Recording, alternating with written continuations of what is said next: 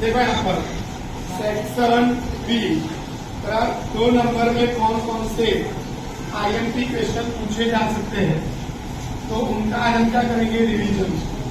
पहला प्रश्न है, जैसे पहला प्रश्न पूछ सकता है कि पदार्थ एक्स के विलयन का उपयोग, पदार्थ एक्स के विलयन का उपयोग सफेदी करने में किया जाता है। पदार्थ एक्स के विलयन का उपयोग सफेदी करने में किया जाता है। अब इस पर से वो 2 प्रश्न पूछता है। पहला, पदार्थ एक्स का नाम और उसका सूत्र। नंबर 2, पदार्थ एक्स की पानी के साथ अभिक्रिया, पदार्थ एक्स की पानी के साथ अभिक्रिया समझाइए। तो सबसे पहले देखो यहाँ पर कि पदार्थ एक्स के विलयन का उपयोग सफेदी करने में किया जाता है। पदार्थ एक्स का नाम और सूत्र बताना है। तो पदार्थ एक्स होगा हमारा कैल्शियम ऑक्साइड, उसका हम पानी में विलयन बनाएंगे यानी H2O, जलीय विलयन बनाएंगे और बनेगा कैल्शियम हाइड्रोक्साइड। कैल्शियम हाइड्रोक्साइड बनता है और इसका उपयोग हम सफेदी करने में करते हैं। तो इसको बोलते हैं बुझा हुआ चूना, बुझा हुआ चूना, अथवा इसको देखा तो बुझा हुआ चूना अथवा कैल्शियम हाइड्रोक्साइड भी कहते हैं। और इसको बोलते हैं बिना बुझा हुआ चूना, और इसको हम बोलते हैं क्या, तो कैल्शियम ऑक्साइड, कैल्शियम ऑक्साइड। तो यहाँ पर क्या होगा कि हमको पहला प्रश्न पूछा है कि पदार्थ एक्स का नाम बताइए। तो पदार्थ एक्स का नाम आएगा कैल्शियम ऑक्साइड, कैल्शियम ऑक्साइड, और उसका सूत्र आएगा CaO। और दूसरे प्रश्न के उत्तर में आएगा कि पदार्थ एक्स की पानी के साथ अभिक्रिया बताइए। तो पदार्थ एक्स की पानी के साथ अभिक्रिया, कैल्शियम ऑक्साइड की पानी के साथ अभिक्रिया करेंगे तो बनेगा कैल्शियम हाइड्रोक्साइड यानी बुझा हुआ चूना। तो ये प्रश्न का उत्तर हमें ऐसे लिखना है। पूछा जाता है पदार्थ एक्स के विलयन का उपयोग सफेदी करने में किया जाता है। तो लिखने का कि पदार्थ एक्स का नाम और सूत्र पूछा है। पदार्थ एक्स की पानी के साथ अभिक्रिया समझाइए। तो आपको लिखने का कि पदार्थ एक्स यानी कैल्शियम ऑक्साइड, उसका विलयन हम बनाएंगे H2O पानी में और बनेगा कैल्शियम हाइड्रोक्साइड, और इसका उपयोग हम सफेदी करने में करते हैं। तो यहाँ से हम उत्तर देंगे पदार्थ एक्स कौन है, तो कैल्शियम ऑक्साइड, सूत्र है CaO, और पदार्थ एक्स की पानी के साथ अभिक्रिया, तो कैल्शियम ऑक्साइड की पानी के साथ अभिक्रिया का समीकरण इस प्रकार आपको लिखना है। इसको बैलेंस इसलिए नहीं करना है क्योंकि ये खुद ही बैलेंस है। दूसरा प्रश्न पूछ सकता है कि कॉपर सल्फेट के विलयन में, कॉपर सल्फेट के विलयन में आयरन धातु मिलाने पर क्या होता है। देखो यहाँ पर कॉपर सल्फेट के विलयन में आयरन धातु मिलाने पर क्या होता है। तो कॉपर सल्फेट का सूत्र है CuSO4 और उसमें आयरन धातु मिला रहे हैं। तो CuSO4 यानी कि कॉपर सल्फेट का विलयन, और इसका रंग होता है नीला, इसका रंग कैसा होता है, नीला, और इसमें मैं आयरन धातु मिलाऊं तो आयरन जो है वो कॉपर से अधिक सक्रिय है, तो वो कॉपर का विस्थापन करेगी और आयरन सल्फेट बनाती है, जिससे विलयन का नीला रंग दूर हो जाता है, नीला रंग दूर होता है। तो लिखने का कि कॉपर सल्फेट के विलयन में लोहे की कील मिलाने पर क्या होता है। तो कॉपर सल्फेट के विलयन में लोहे की कील मिलाने पर लोहा अधिक सक्रिय धातु है कॉपर से, तो लोहा जो है वो कॉपर का विस्थापन करता है और बनाता है आयरन सल्फेट, जिससे विलयन का रंग का नीला रंग जो है वो दूर हो जाता है। अगला प्रश्न है कि खाद्य युक्त सामग्री को नाइट्रोजन से क्यों प्रभावित किया जाता है? क्यों प्रभावित किया जाता है? खाद्य सामग्री को नाइट्रोजन से क्यों प्रभावित करते हैं? तो लिखने का कि नाइट्रोजन जो है वो कम सक्रिय गैस है, कम सक्रिय गैस है। तो वो क्या करती है कि बराबर जो खाद्य सामग्री है उस खाद्य सामग्री का उपचय नहीं करती, उपचय नहीं करती है, खाद्य सामग्री का उपचय नहीं करती, जिससे विपरीत गंधिता की घटना उत्पन्न नहीं होती, घटना उत्पन्न नहीं होती है। इसलिए हम खाद्य सामग्री को नाइट्रोजन से प्रभावित करते हैं। प्रश्न पूछता है कि खाद्य सामग्री को नाइट्रोजन गैस से क्यों प्रभावित किया जाता है?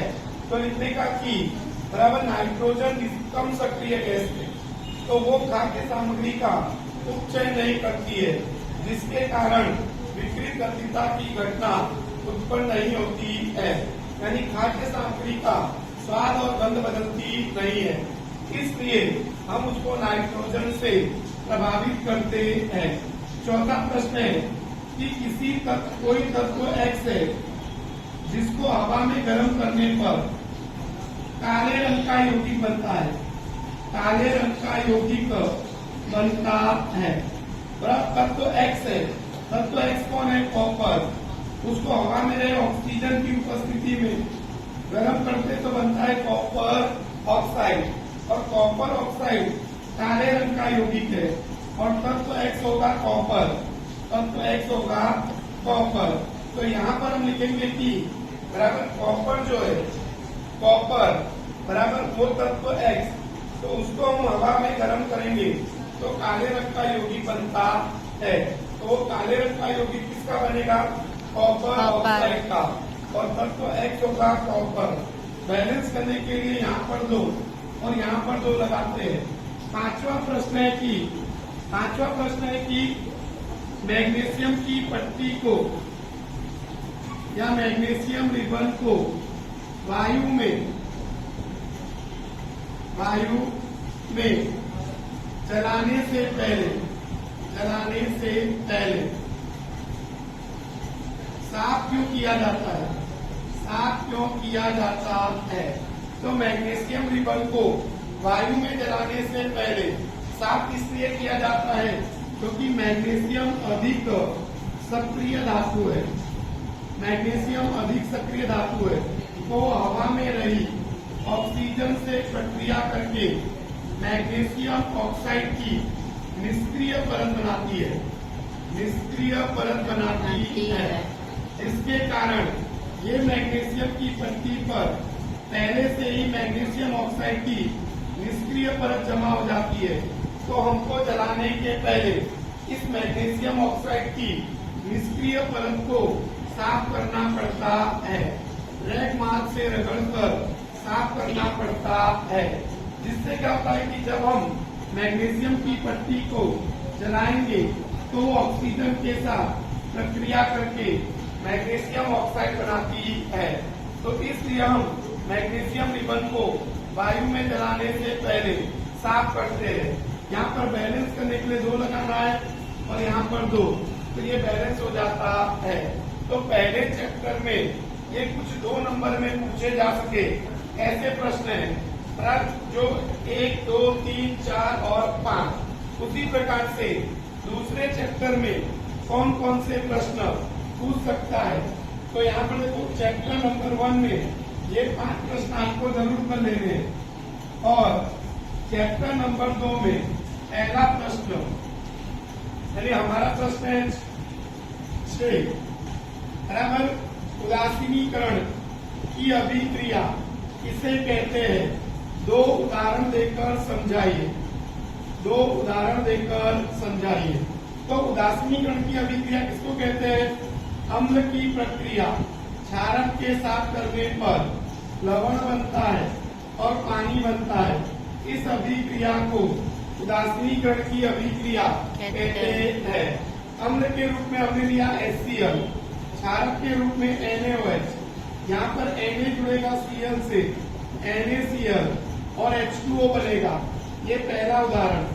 दूसरा उदाहरण की अम्ल हम लेंगे HCl और क्षारक लेंगे KOH, यहाँ पर बनेगा KCl और H2O। तो प्रश्न पूछता है कि उदासीनीकरण की अभिक्रिया किसे कहते हैं, दो उदाहरण देकर समझाइए। तो लिखने का अम्ल की प्रक्रिया क्षारक के साथ करने पर लवण बनता है और पानी बनता है, इस अभिक्रिया को उदासीनीकरण की अभिक्रिया कहते हैं। फिर ये कोई भी दो उदाहरण आप लिख सकते हैं। प्रश्न नंबर 7। प्रश्न नंबर 7 है कि एक ग्वाला ताजे दूध में थोड़ा बेकिंग सोडा मिलाता है। एक ग्वाला ताजे दूध में थोड़ा बेकिंग सोडा मिलाता है। तो यहाँ पर पहला प्रश्न पूछता है कि वो ताजे दूध की पीएच को थोड़ा क्षारीय क्यों करता है।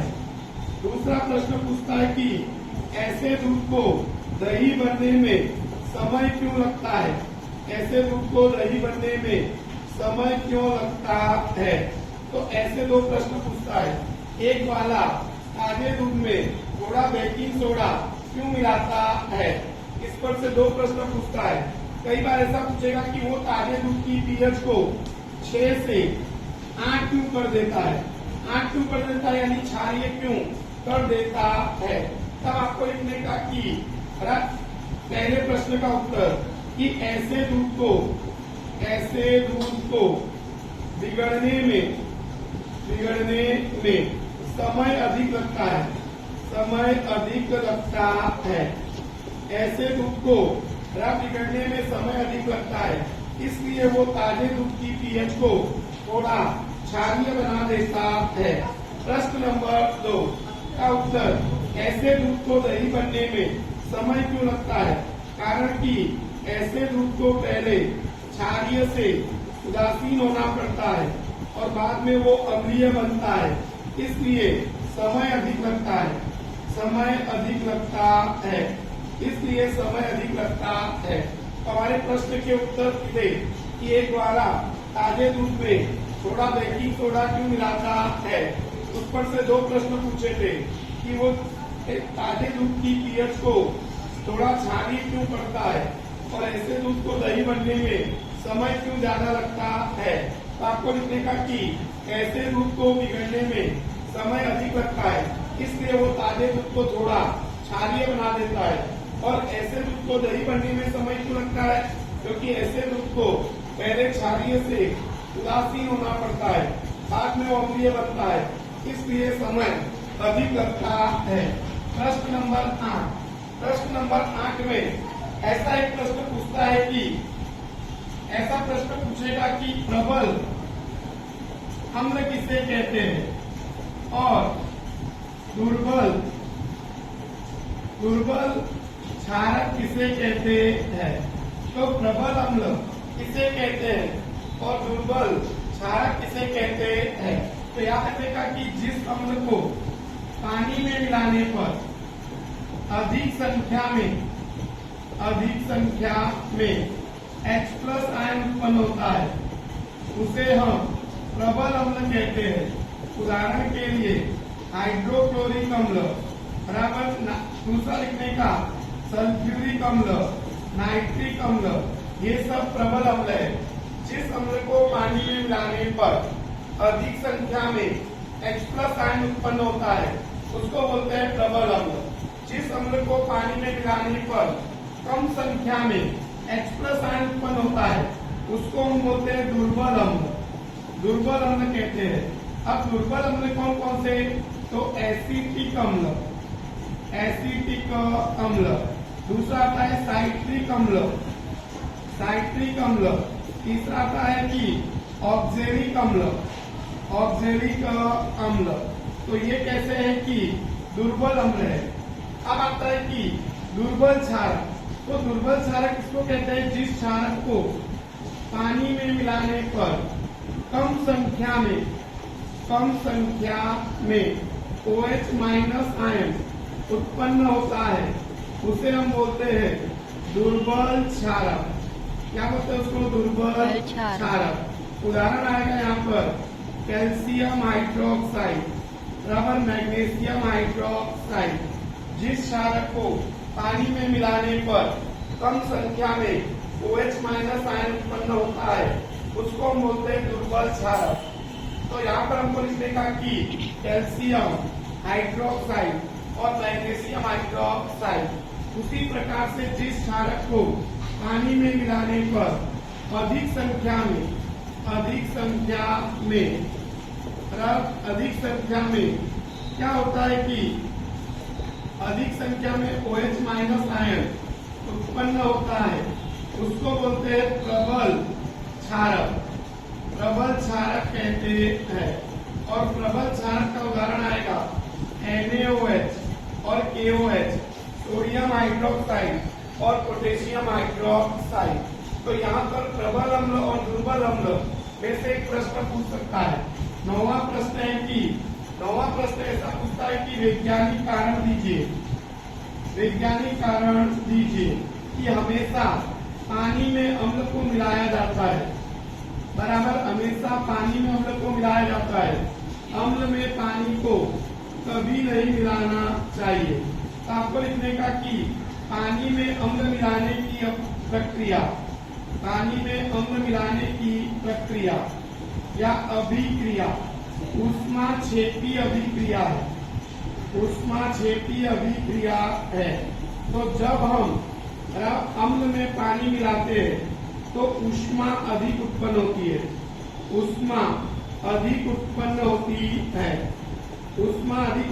है जिसके कारण अम्ल उछलकर बाहर आ सकता है और हम जल सकते हैं। दूसरा ऐसा हो सकता है कि कांच का जो साधन है वो कांच का साधन टूट सकता है। तो कांच का साधन टूट सकता है। प्रश्न ऐसा था कि वैज्ञानिक कारण दीजिए कि पानी में अम्ल को मिलाना चाहिए, न कि अम्ल में पानी को मिलाना चाहिए। कारण कि अम्ल में पानी में अम्ल मिलाने की अभिक्रिया ऊष्माक्षेपी अभिक्रिया है।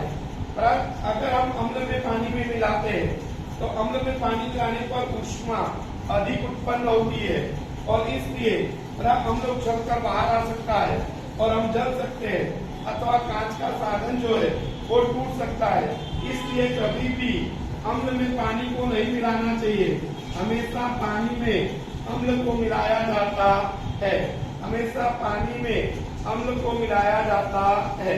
तो ये था हमारा क्या कि चैप्टर नंबर 2 में से कुछ IMP प्रश्न जो पूछ सकता है उसके बारे में था।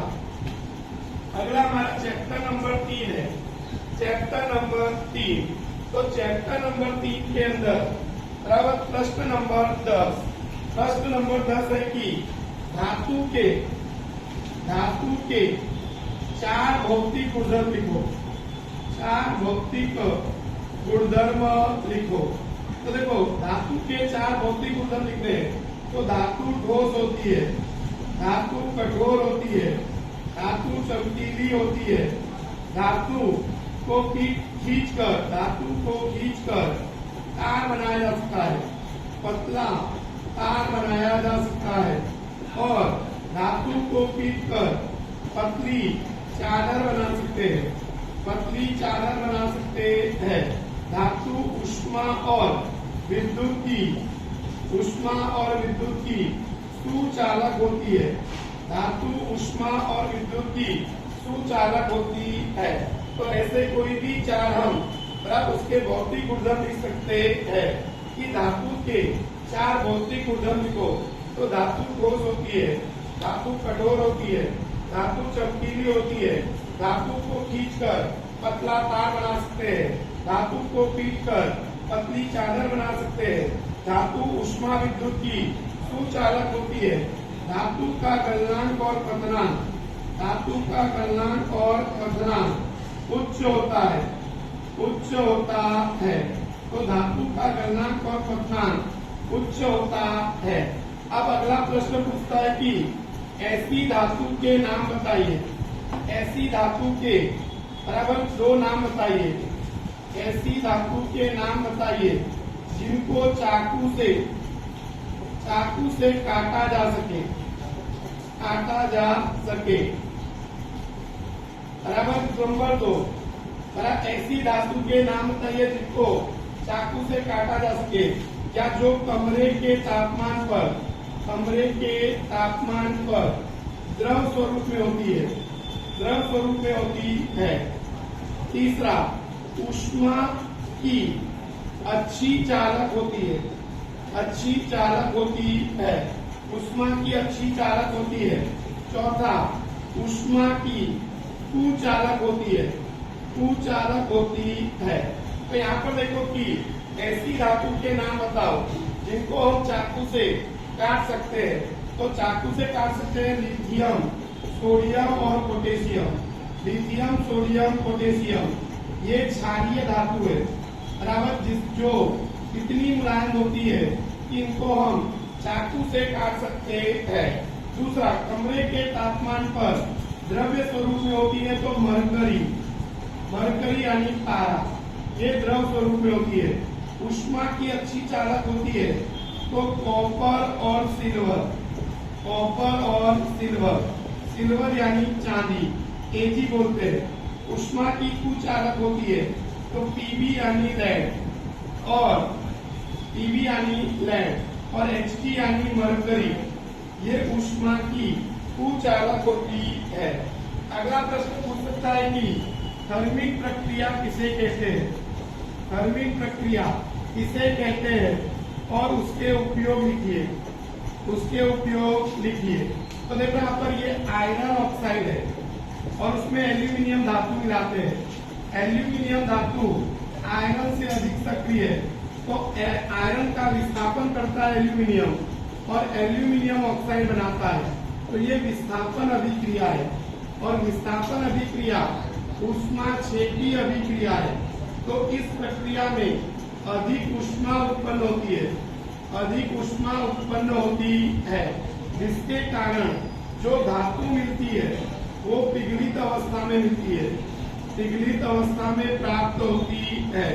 इसलिए इसको हम थर्मिक प्रक्रिया कहते हैं कि कम क्रियाशील धातु के यौगिक में अधिक क्रियाशील धातु मिलाने पर, ये देखो यहाँ पर ये अधिक क्रियाशील धातु है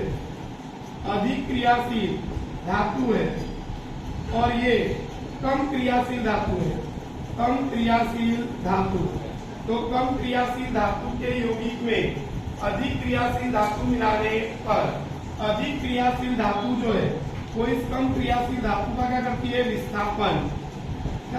विस्थापन और उसकी जगह पर खुद जुड़कर एल्यूमिनियम ऑक्साइड बनाती है और इस अभिक्रिया को विस्थापन अभिक्रिया कहते हैं। विस्थापन अभिक्रिया ऊष्माक्षेपी अभिक्रिया है, इसलिए इस अभिक्रिया में अधिक ऊष्मा उत्पन्न होती है और जो धातु मिलती है वो हमको पिघलित अवस्था में प्राप्त होती है। इसलिए इसको हम थर्मिक प्रक्रिया कहते हैं। बैलेंस करने के लिए इधर 2 लगाना, इधर 2। अच्छा, थर्मिक प्रक्रिया का उपयोग बराबर। एक तो रेलवे की पटरी की दरारों को जोड़ने के लिए किया जाता है। नंबर 2, यंत्रों के पुर्जों की दरारों को जोड़ने के लिए किया जाता है। यंत्रों के पुर्जों की दरारों को जोड़ने के लिए किया जाता है। 13वां प्रश्न है कि उभयधर्मी ऑक्साइड किसे कहते हैं? उभयधर्मी ऑक्साइड किसे कहते हैं? उदाहरण दीजिए। उभयधर्मी ऑक्साइड किसे कहते हैं? उदाहरण दीजिए। तो यहाँ पर देखो, ऐसे धातु के ऑक्साइड जो अम्ल और क्षारक दोनों के साथ अभिक्रिया करके लवण और पानी बनाते हैं, ऐसे धातु के ऑक्साइड को उभयधर्मी ऑक्साइड कहते हैं। ऐसे धातु के ऑक्साइड जो अम्ल और क्षारक दोनों के साथ अभिक्रिया करके लवण और पानी बनाते हैं उसे उभयधर्मी ऑक्साइड कहते हैं। यहाँ पर उदाहरण आएगा सोडियम ऑक्साइड और एल्यूमिनियम ऑक्साइड। ये उभयधर्मी ऑक्साइड है। ऐसे धातु के ऑक्साइड है जो अम्ल और क्षारक दोनों के साथ अभिक्रिया करके लवण और पानी बनाते हैं, इसलिए इनको हम बोलते हैं उभयधर्मी ऑक्साइड। अगला प्रश्न है कि वैज्ञानिक कारण दीजिए। सोडियम धातु को केरोसिन में डुबाकर क्यों रखा जाता है? केरोसिन में डुबाकर क्यों रखा जाता है? तो सोडियम धातु को केरोसिन में डुबाकर क्यों रखा जाता है? तो इसमें आएगा कि सोडियम अधिक क्रियाशील धातु है। सोडियम अधिक क्रियाशील धातु है जो क्या करती है, हवा में रही ऑक्सीजन के साथ अभिक्रिया करके जल उठती है। अभिक्रिया करके जल उठती है, इसलिए हम उसको केरोसिन में डुबा कर रखते हैं जिससे कि वो हवा में रही ऑक्सीजन से प्रक्रिया न करे और जले नहीं। इसलिए हम उसको केरोसिन में डुबा कर रखते हैं। तो सोडियम अधिक क्रियाशील धातु है, वो हवा में रही ऑक्सीजन से अभिक्रिया करके क्या करती है, जल उठती है। इसलिए हम उसको केरोसिन में डुबा कर रखते हैं।